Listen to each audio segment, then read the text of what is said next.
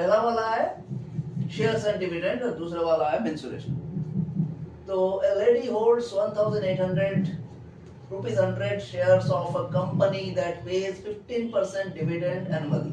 तो annual dividend है 15%, इस शेयर का वैल्यू 15% का डिविडेंड के साथ। तो calculate her annual income if she bought this eight 40% premium. Premium मतलब 40 रुपया, 100 रुपये पर 40 रुपया ज्यादा, इसको प्रीमियम कहते हैं।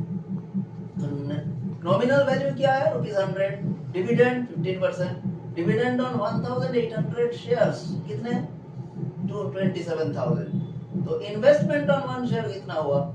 इन्वेस्टमेंट तो एक एक का 140 रुपीस, तो 140 इंटू 1800 कितने हुए? 2,52,000। तो इन्वेस्टमेंट ऑन 1800 शेयर्स इतने हुए, तो रिटर्न कितने? 27,000 जो डिविडेंड है डिवाइडेड बाय हमारा investment into 100। Dividend by investment into 100 is equal to percentage return. ये याद रखना बच्चों, ये भूलने की बात नहीं है, याद रखना पड़ेगा। Mug up this formula. दूसरा है सिलेंडर।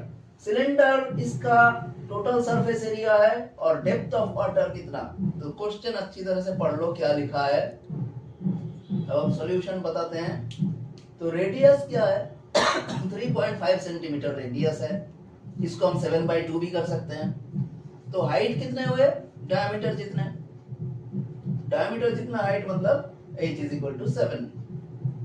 अब total surface area TSA in contact with water कितना? इसका base area plus curved surface area मतलब πr² प्लस 2πrh। तो कितने होते हैं बच्चों? 192.5 सेंटीमीटर स्क्वायर। जरा अच्छी तरह से जूम करके देख लो, हाँ जूम करके, तो हम जूम करके तुम लोगों को हेल्प कर देंगे। तो जल्दी जल्दी चलो। 2 नंबर का क्या है? Volume of water in the can before the sphere was placed.